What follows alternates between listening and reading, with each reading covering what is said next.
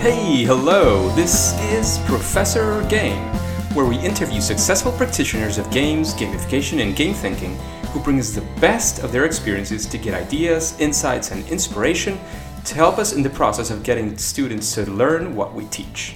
And I'm Rob Alvarez. I work at IE Business School Publishing, where we create interactive and engaging learning materials. So engagers, today we have Willem. Willem, are you prepared to engage? Oh yeah, I'm really ready to engage. Let's do this. So Willem Jan-Renger, I did my best in that pronunciation. He is the head of the Innovation Studio at HKU, part of the Center for Research and Innovation at the same name of that university, HKU. It's a crossover creative space for research, design, and education. So very, very interesting for us engagers here. Functions as an innovation lab for design and applied research on the design of human behavior, motivation, and perception. It's rooted in design psychology, using design principles from the field, game, play, design to solve real-world problems in an innovative way. They foster innovation in healthcare, education, cultural heritage, and they build up knowledge and expertise on innovation processes in these contexts and share this knowledge both within and outside HKU. And he is also the founder of something called ludodidactiek. I'm sure I didn't pronounce that right. He'll talk a bit more about that in the interview and correct my terrible pronunciation for sure, which is a unique design methodology focused on a specific application of game and play principles for learning and teaching. So very, very exciting is what we're going to be talking about today.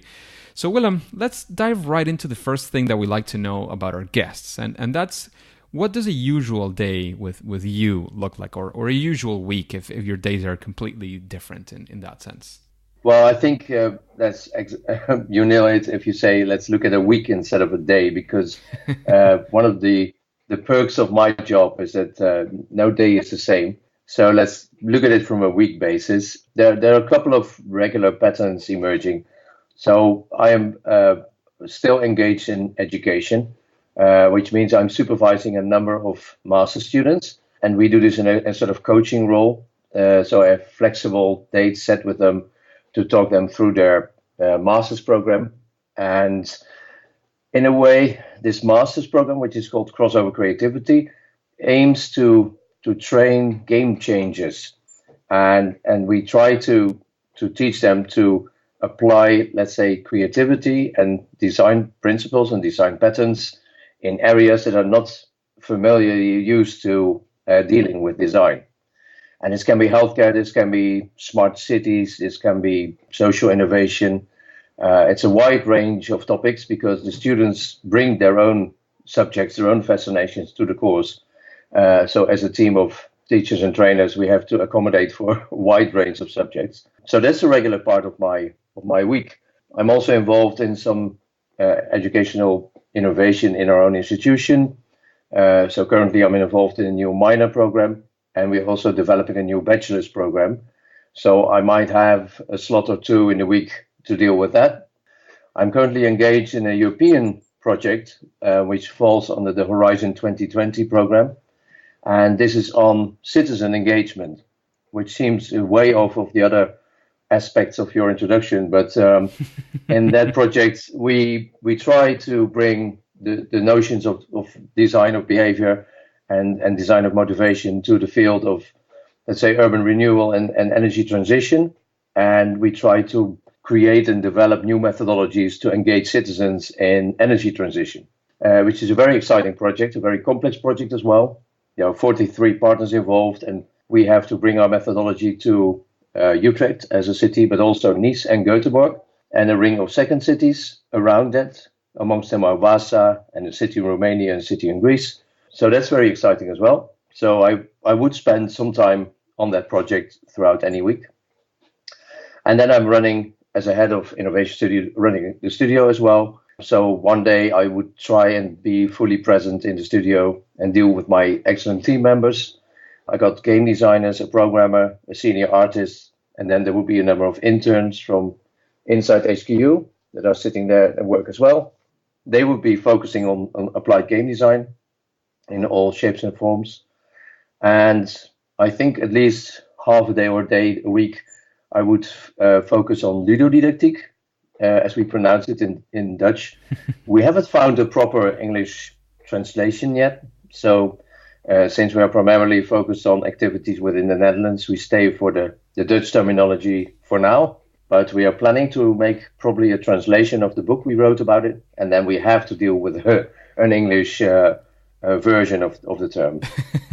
But that keeps it very unique as well. So maybe just leaving it that way makes it difficult for somebody else to just come and copy it. It's a very unique thing that you have. Yeah, that was a deliberate choice, actually, because at the time when we decided on this name, it would have been really easy to go with gamification, as this was a term that was already floating around a lot. And after very careful deliberation, we decided not to go with that term. And the reason primarily was that I'd come across many examples that were both good and excellent and very bad under the same flag. And I felt at the time that I thought it was risky to blindly follow that wide category of solutions that range so widely beyond the good, bad, and the ugly. So that was mainly the reason to say, okay, if we come up with our own definition and our own terminology, then at least we are to blame for anything that goes with it, whether it's good or bad. But we don't have to continuously try and find our place in that realm. Yeah. In Spanish, there's something similar, a similar discussion that went around. It was not of somebody in specific, but there's a whole group of people that they're in Spanish, that the literal translation would be something like gamification. But some people started saying, well, maybe in Spanish there's even a better word, which is ludificación. So it's probably a bit more related to what you guys have as well. Yeah, I assume so. And on the other hand, I find it sometimes tiring to end up in all kinds of academic debates on the terminology and the definitions. And what counts for me is that we try to improve education and that and to do it right. That's and to do it right, and and to help teachers out to find their way into that space. And for whatever we call it, we should do it right. Exactly. Willem, question: is there any place where we can find more information about this that you're talking about, ludodidactiek? I think that sounds a little bit better.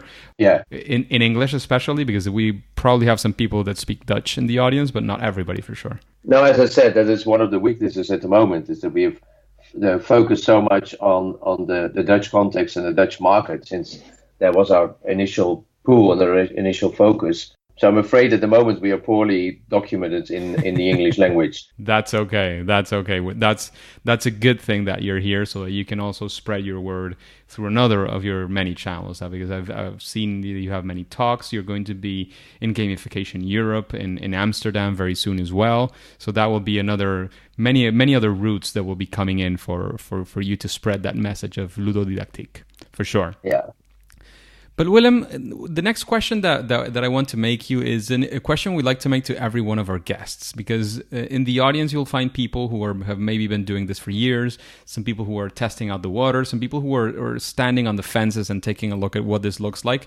And I want to make sure, especially that they know that not everything is perfect and some things don't go right the first time, but there's many things to learn, even when you see all these amazing experts like yourself doing incredible work. You started somewhere as well. So this question is about a story of what you would like to call maybe your favorite fail or failure, first attempt in learning, as we like to coin it as well. And probably that's something that sets you up for future success, for a lot of learning. So do you have such a story, Willem? An epic fail. Exactly. I must say there's so many failures. It's hard to pick an epic one because this sounds crazy, but I don't think I ever had an epic fail, in the sense that nothing worked for what I intended to achieve. But there are very wide ranges of success rates in the attempts that we've done. And so I might have attempts where 30% went right and 70% went wrong, or I got 70% right and 30% wrong. So let's go for one of those. Yeah, I think making mistakes is really important to to learn and get your act together and learn the ropes of such a new field. But I must say that I can give you a recent example. We have developed let's say, a model or methodology that deals with innovation projects in general. And I know from a lot of existing models that are derived from project methodologies like Prince2, a very well-known project methodology. But in many of those, the end user is often involved at a late stage in the projects. And they accommodate for a lot of the failures in those kind of projects as well. So from a design institute perspective, we always put the user first. So we developed this model, which is, let's say, a sort of extension on the design thinking model that's well known from Stanford and often spread around the notion of design thinking. When we created the model, I thought it would be nice if innovation officers in many organizations could play a game to come to grasp with our model. So I set out to create a card game to make that happen. And while I was making that, a voice in my head reminded me that I was enforcing a certain morale on the players. Because I have so many lessons learned from innovation projects that I wanted to communicate the bad and wrong to the people that were playing the game. But they were playing, in a way, my game. So when we did a field test with a lot of innovation officers, they had excellent conversations around the play table. And this was my main aim. They went really right. They had a good conversation. But in the end, they had some critique, some serious critique, that they felt like they were playing a game where the outcome was steering them into a certain direction, a certain outcome. So that there was a sort of underlying rules of good and bad being embedded in the game, which they were spot on. It was a serious mistake to try it. And I had a voice in my head telling me, and I did it anyway, and then got some real good feedback that I was doing the wrong thing. So what I did in the end was to get all the game mechanics out of it and turn it into a tool, so a neutral tool. And I've used it a couple of times ever since, and it works like a charm. So the main mistake was trying to make it into a game where that was not appropriate, or I could not conceive it in a proper way. Wow, so that's an interesting story. Is there anything that you would say now looking back, just as you said that maybe turning it into a game was not the appropriate thing, but is there anything that turning back and saying, well, had I considered these one or two things or whatever you didn't consider at the point, now looking back, that you would tell your younger self and say, well, take this into consideration and your project will be a lot more successful? Oh, yeah. And the stupid thing is I was telling it myself. I just wasn't listening. Yeah, that was really, really stupid. I felt such an ass afterwards. But I would say that to me, and I use it a lot in my presentation nowadays as well, is I think the work of Daisy and Ryan and Daniel Pink on self-determination theory is really valuable in avoiding these kind of mistakes. And I've come up with a little triangle from their work, and the triangle model shows 3 words. And it says autonomy, mastery, and purpose. And so they use it in the context of intrinsic motivation for professionals. And I use it for a similar perspective, but then for players. So I argue that any player in any game should feel or experience these 3 notions. So they should be able to experience a clear sense of autonomy, a clear sense of mastery, and a clear sense of purpose. So the game should have a good purpose, and a player should feel enough autonomy to make their own decisions and follow their own strategies. And they should develop a clear sense of mastery into something that while they are playing. And I think what I did wrong was screwing up the autonomy bit. So I did not allow the players enough autonomy to make their own decisions because I had flagged these various outcomes as either good or bad. And I think I would add there, taking a look at your story as well, that the profiles of people that you were targeting tends to be a creative bunch. And those are people who need perhaps even more autonomy than people who are perhaps not less creative in essence, but that their regular doings are not as creative. Because these people need all this liberty to be able to create, to innovate, to do new things, and perhaps considering that as an important element for your players would have helped, making this design decision that you made at that point of maybe not forcing them because that sounds too hard, but moving them through a certain trail that then they felt like kind of trapped in a way, since they are very, very creative and like to be very open about these things. Yeah, I think that's spot on.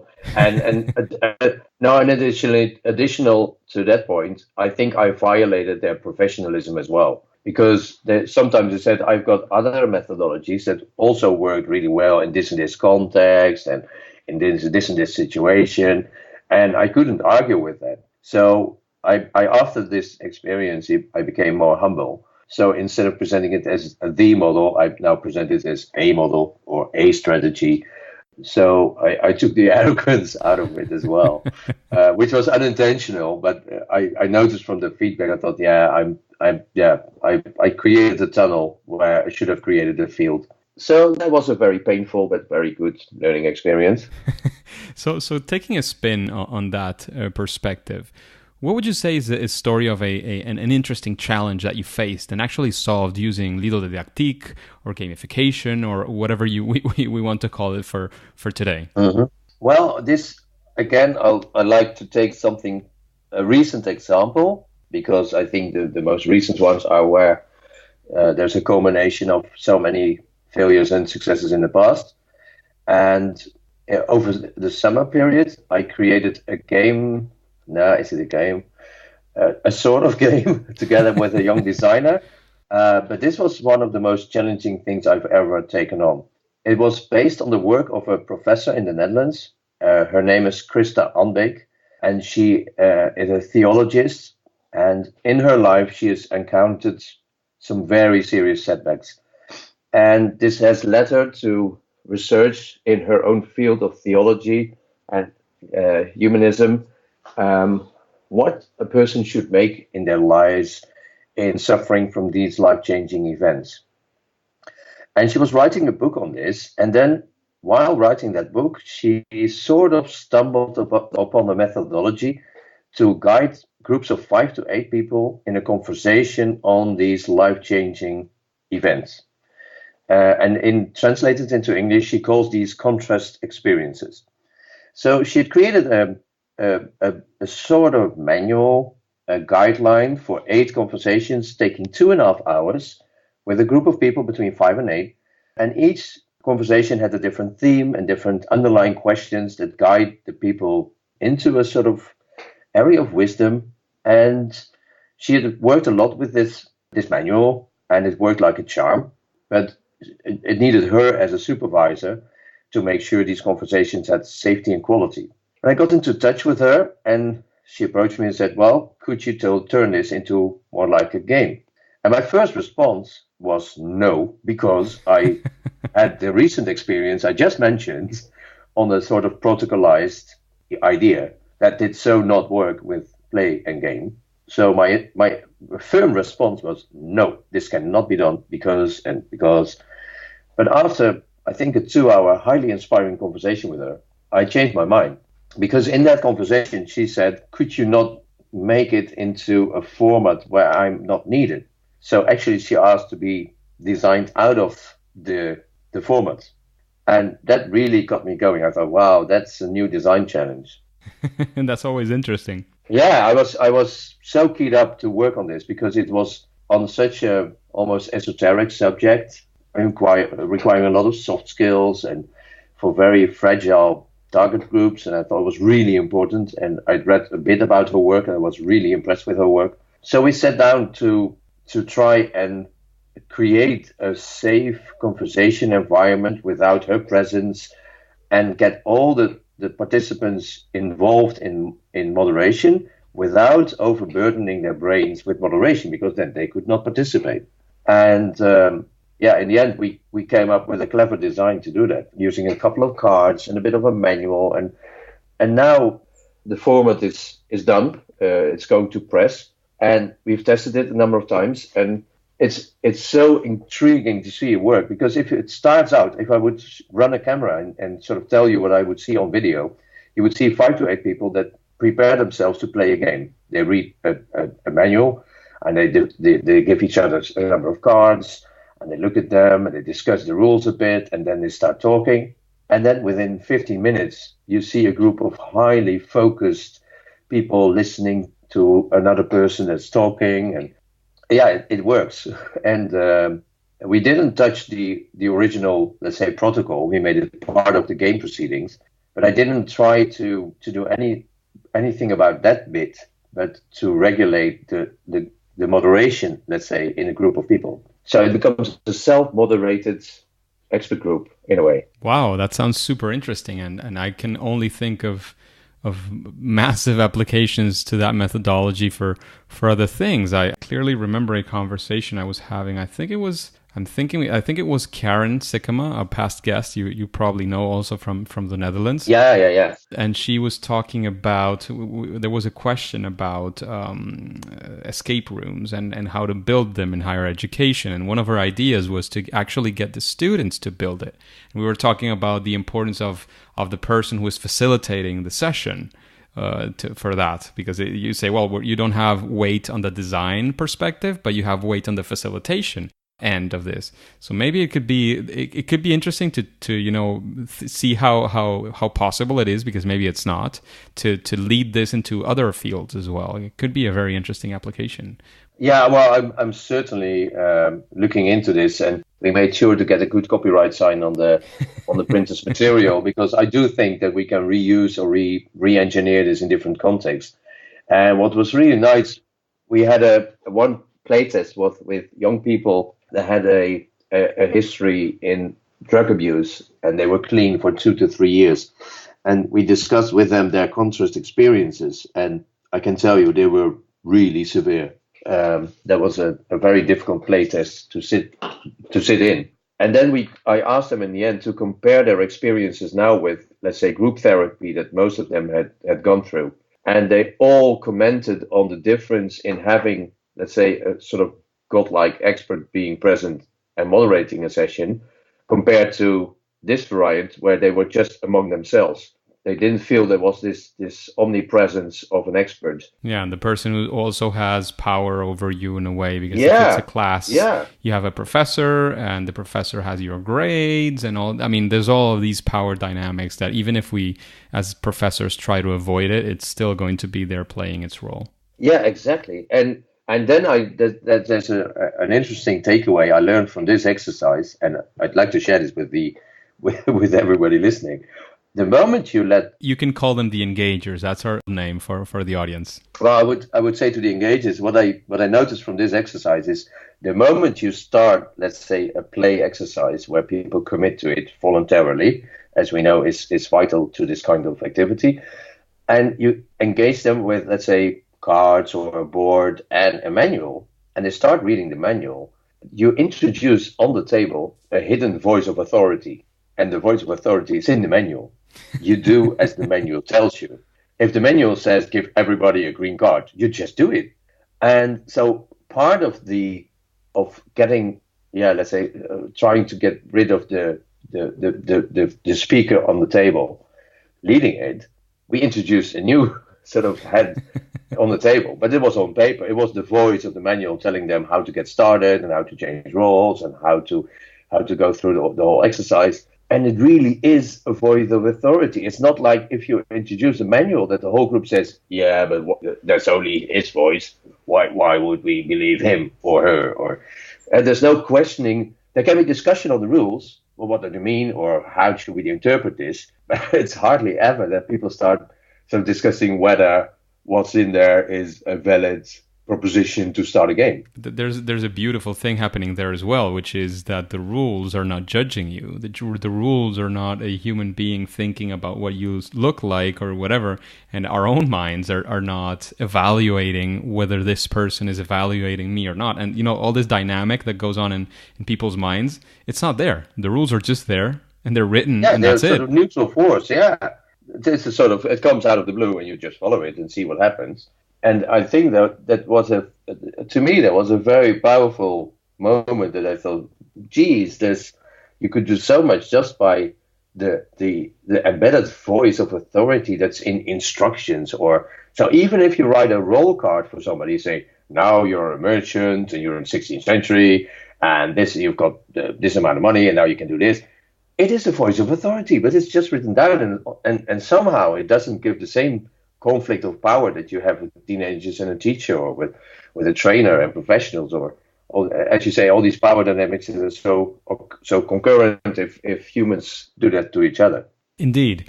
And moving on to the next subject, Willem, we would like to know if you have any sort of process that you follow or any procedure or similar when you are creating a game, gamification, especially in the learning atmosphere, in the classroom, in training, in the university.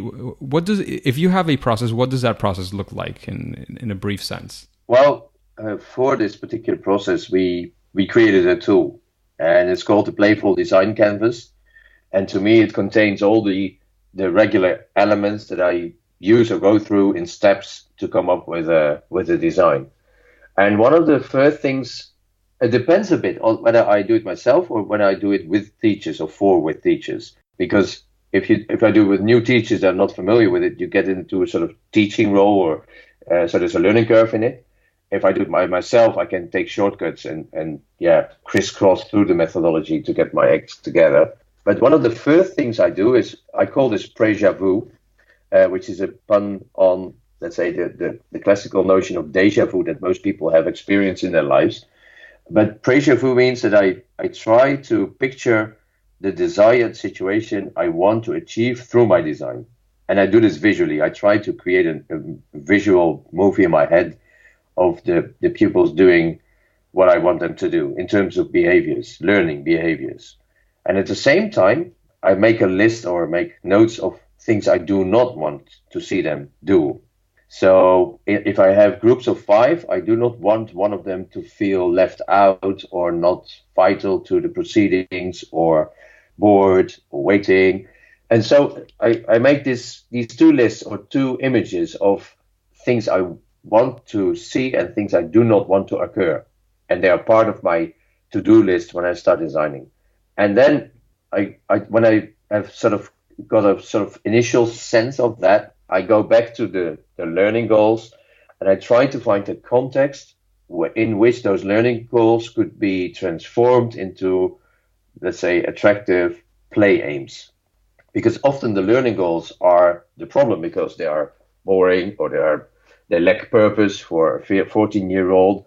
So I have to translate that into a different purpose that they might really like or that they might want to achieve. And then you start entering a sort of spin in your head where you say, what perspective would do this? What role would do this? And then what would be their aim? And if that is their aim, how would they achieve that? And how would they win? And what is their responsibility? If they don't do it, what goes wrong? All those kinds of considerations. And yeah, by that time, I think you start to think about verbs and actions. And I think that's basically where a design begins to take shape. Fantastic. Thank you for that. I know you'll probably say it's only in Dutch, but is there any place where we can see this playful design canvas? No, but if people contact me, I can send it to them because I've got an English version for that with a bit of subtitle. So beautiful. That would be just a matter of people contacting me through the internet, through LinkedIn, and say, could you send me a copy of that? And I'll make sure to get a copy. Thank you. That's very, very graceful of you. Engagers, quick break from this interview. If you love what gamification can achieve, then you will love going to a gamification conference. And this year, we got a 10% discount for the Engagers to assist to Gamification Europe 2018 in Amsterdam. All you have to do is get your tickets for the conference at professorgame.com/gamificationeurope. That's our affiliate link. It was an incredible experience in 2017, full of chances to learn and interact with the top experts. If you think you want to make it, get your tickets sooner rather than later. Their prices are only going up and tickets might run out. So click pause and go to professorgame.com/gamificationeurope to get your tickets discounted today and also support Professor Game. So now we're going to move into this sort of second part of the interview. But before getting started with these questions, I wanted to get a quick glance of what your talk in Gamification Europe will look like. Why would people be going to Gamification Europe and listening to you? I know it's only one track, so all of us will be in the same room listening to you for sure. But if you were to convince somebody through your talk to come to Gamification Europe, what would be the things that you would highlight? What will we learn after being next to you in this topic? Well, what I will try to do is to make a point how I think that gamification should and will be deeply rooted in the core expertise of game design, and that you need to have a sort of solid understanding of all the aspects of game design as a discipline to really do it right. And I hope I'm not offending anyone, but I see some examples under the, let's say, under the flag of gamification, where there's a notion of, if you take some elements from that field, and in the short version, it is let's grab some points, let's grab some badges, let's grab some leaderboards, and put those on a context that's not that attractive, and it will amend it. I'm quite seriously concerned that that will not work in the long run for a variety of reasons. So I will make some arguments why I think that's not the best approach to use the power of this new paradigm and this new medium. Another thing is that I'm struggling with technology in this field, which is for me a sad thing to say, because I love technology in all shapes and forms. But I've noticed, especially in my work in the Netherlands, that introducing technology to the solutions we are looking for, especially in education, is pushing teachers away from you. And especially if you want them to be able to create solutions themselves. There are a few teachers that have the time and the expertise and the effort to learn a programming language, do a bit of visuals, learn some tools. But most are far too burdened with other obligations to make that effort. So we've gone back to pen and paper, actually, to make ludopedagogy effective in classrooms. And ever since we decided that, we became far more successful than trying to convince teachers that there are lovely tools out there they can use to use game design principles in their classrooms. So these are two angles I'd like to tackle in the not that long of a time we have. So yeah, I hope that would create some interesting debate at least. Engagers, as I was hearing as well, Willem, I think his talk will be phenomenal. But those two key things, I really want to highlight them, because one of them is, how do we do this right? And there's many perspectives, and I think in the richness of perspectives on how to do it right, because there's many people doing it right in different ways, and that's great. That gives us many options. That gives us autonomy. That gives us the possibility of a mastery. That gives us the possibility as well of bringing purpose to this, because it makes it better for our educational practices. And the other thing that Willem was talking about is precisely how do we do this. Not only how do we do these things correctly, but it's very interesting that we will be able to listen to from Willem here, because it's not only going to be telling us don't do points, badges, and leaderboards, because I know that's something that we've heard many times, but also how that's an important point that we can bring together in gamification. So I think it's very, very important that we take into account these things, listen to Willem in his talk in Gamification Europe. And again, as you know, we will be there, and it will be also an opportunity to meet Willem in person. I will be there as well, so take the chance. I say if you have an interest in gamification, I think it's a beautiful chance to get to know other people who are experts, who are struggling like you are. Whatever situation you are, you'll find out other people to relate to the situation that you're currently at.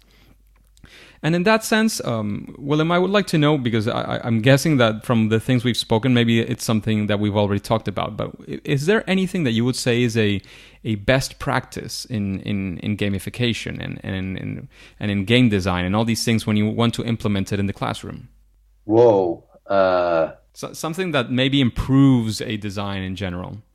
Yeah, I have two things I'd like to share. The one thing is a best practice, and the other is a don't do it. Yeah, I can't help myself. I'd like to express this. The first thing is what we have tried for a couple of years, and that works really well, is something I call asymmetric design in a classroom. And I try to explain this briefly. Whenever you have a classroom situation, in the majority of cases, all the learners will do the same task at the same time, based on the same information, to get the same result, right? And even if we let learners collaborate, they would collaboratively work on the same task at the same time with the same outcome, so that the teacher can share the same results back. And I thought about this long, and I thought that was quite a funny way of dealing with diversity in the classroom. And it has also a lot of downsides. So, for example, if you make a group of 4 and you give them the same task as another group of 4, in that group of 4, there's probably a fast learner that is very proactive and they will take charge. And there's another one that tries to break into that. And there are 2 others that think, oh, there's some wonderful work going on. And they will sit back and enjoy the ride. And it's hard to suppress this kind of very natural human behavior. So asymmetrical design is making sure that every single learner in the classroom has a distinct responsibility and makes them unique to the design. So to illustrate this simply, let's say that you make a task, some learning task, and the outcome is ABC. And I create one group that has all the information A, and I've got one group that creates all the information B, and there's another group that has all the C information. And if you give them as a classroom the task do ABC, within minutes they will discover they have only 1/3 of what they need to accomplish the task. So they will collaborate with other teams, the B ones and the C ones, to get the full picture. So you deliberately disperse information, disperse knowledge, disperse tasks or responsibilities among the learners to make their collaboration worthwhile because they are asymmetric. They really need each other. It's not a matter of, hey, please collaborate. They cannot solve the task without the other. And this really empowers, let's say, the usual weaker learners or the less vocal learners or the less proactive learners. Whereas the strong ones, the winners, the dominant ones are all of a sudden dependent on others, irregardless of their standing in the class. And very nearly related to this, as a let's not do that, is using the competition mechanic. So I see so many examples where teachers try some kind of gamification where they invoke competition, and they always say, my learners love it. And I tend to disagree with them. And the reason is that in our educational system, we tend to build social ladders in a classroom because we grade people. So everybody knows in the classroom who are the smarty pants and who are the weak ones, who are the quick learners and who are the slow ones, who you want in your team and who you desperately not want to collaborate with because they are stupid. And this kind of social strata can have a strong impact on learners, because if you are considered smart, you will become smarter. If you're considered less smart, you will behave less smart. And there's lots of psychology to support this. Now, in such a situation, if you then introduce gamification and through competition, you reinforce a structure that's already there. So in my designs, I always try to make the weak learners the epic winners and to make the strong learners dependent on their weaker brothers and sisters, because I want to equalize that social ladder and not reinforce a structure that's already there through the grading system. That's very interesting. I tend to agree with what you say.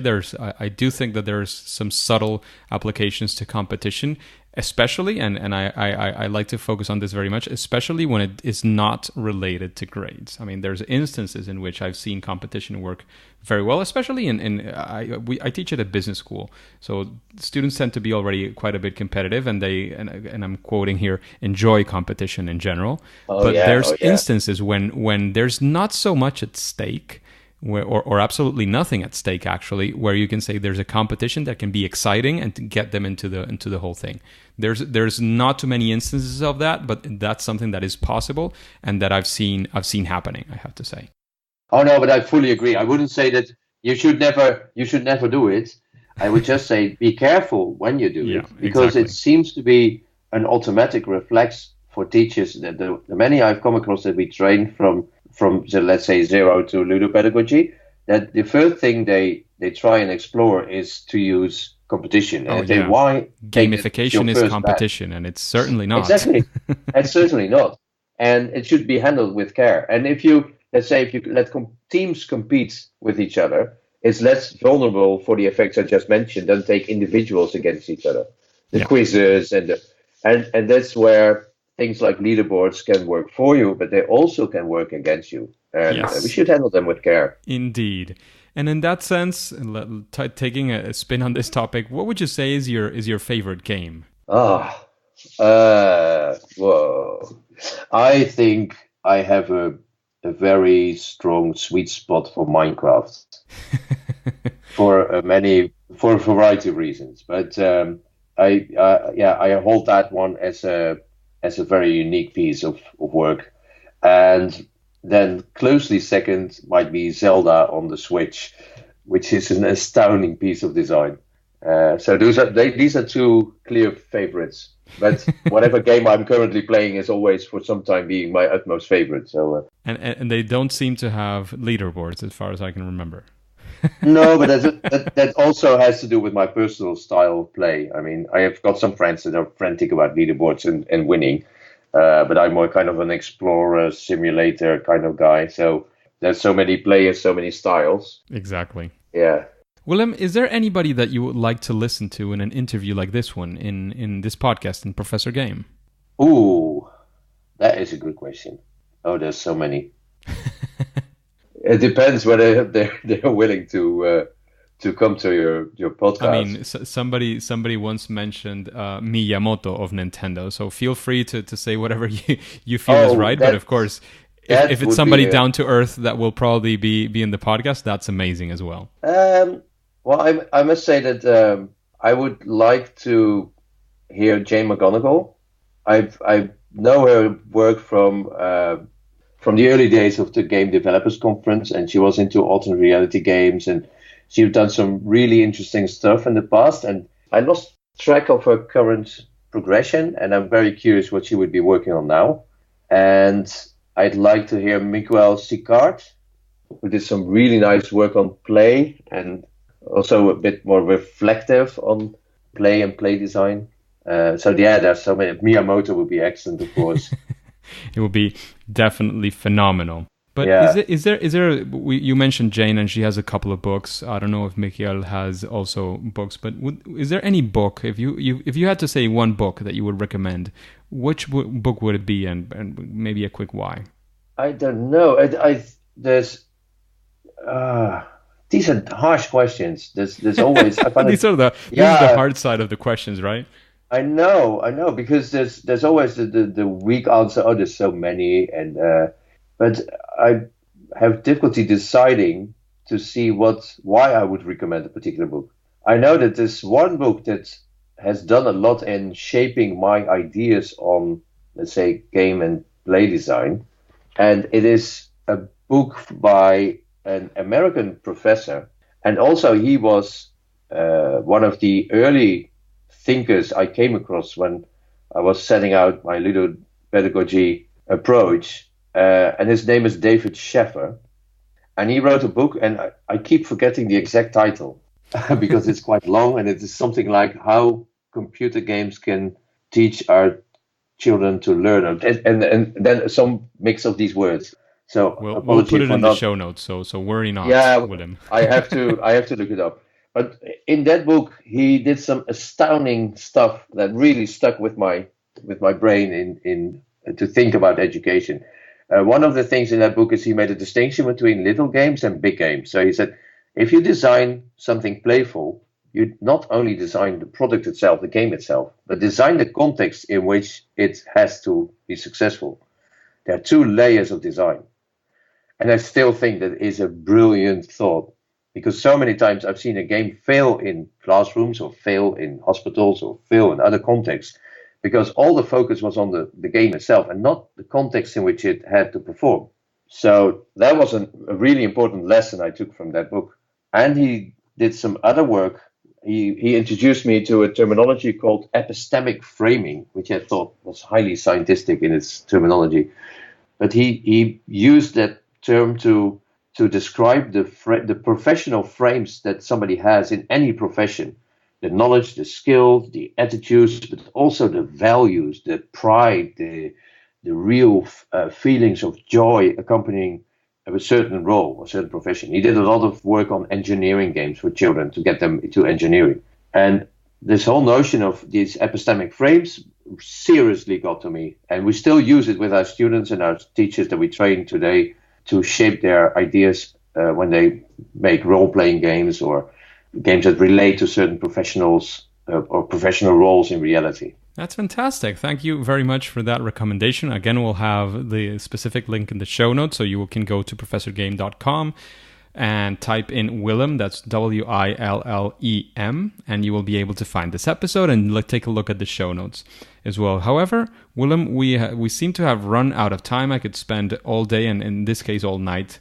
talking about gamification, but we have to have a limit time for the total of this podcast, and we're very near to it. So I would like to know, besides all that, all the advice that you have already given about thinking of not only digital and technological games, but physical games as well, and other types of things that do not involve technology, to be able to bring together other teachers, the do's, the don'ts, everything that you've been talking about this podcast. Is there any final small piece of advice that you would like to leave us with, so that then we can say goodbye? Yeah, what I would say in any design, and I tell it to my students and I tell it to the teachers we work with, is try to get your first prototype to your players as fast and as simple as possible.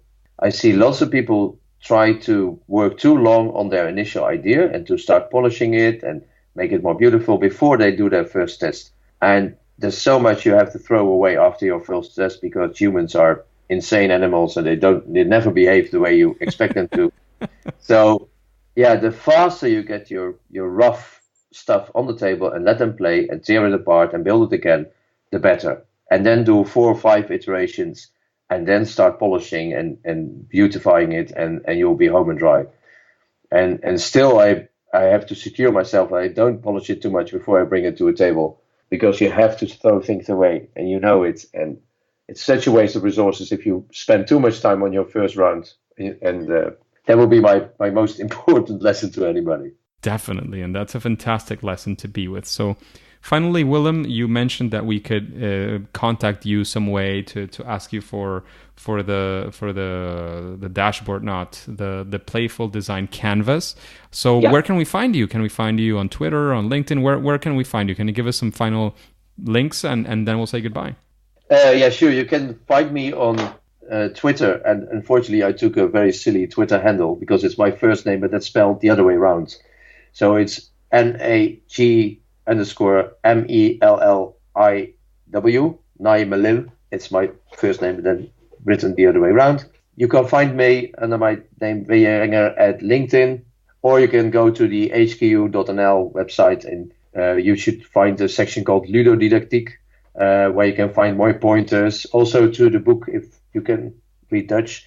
And if people would like it in English and they give a shout out, if we get enough response, we might soon make an English copy of it. Beautiful. Thank you very much for that. Again, engagers, you will be able to find all this in the show notes. So you can spell his name Willem. If you put that in the search bar, you'll find it. And there you will be able to get all the links to be able to contact Willem as fast as you can. So thank you very much for your time, Willem. It's been a pleasure to have you here. Again, we are going to spend a lot of time in Gamification Europe talking about these things and getting excited about all of these things. But for today and for this podcast, it's time now to say it's game over. Okay, fair enough. I hope I got a high score, because I really enjoyed talking to you. Thank you very much for the invitation. Top ranking as usual. Thanks a lot. Hey Engagers, thank you for listening to Professor Game Podcast. I hope you enjoyed this interview with Willem Jan. Do you have questions that you would like to ask our guests? Then go to professorgame.com/question and ask your question. If it's selected, it will come up in a future episode and you will get your answer. And before you go on to your next mission, would you like to know a senior editor of the magazine Inside Higher Ed who also wrote a book about how the game believes in you? Then you have to listen to Greg Topo next week. So if you want to listen to him, subscribe using your favorite podcast app and listen to the next episode of Professor Game. See you there.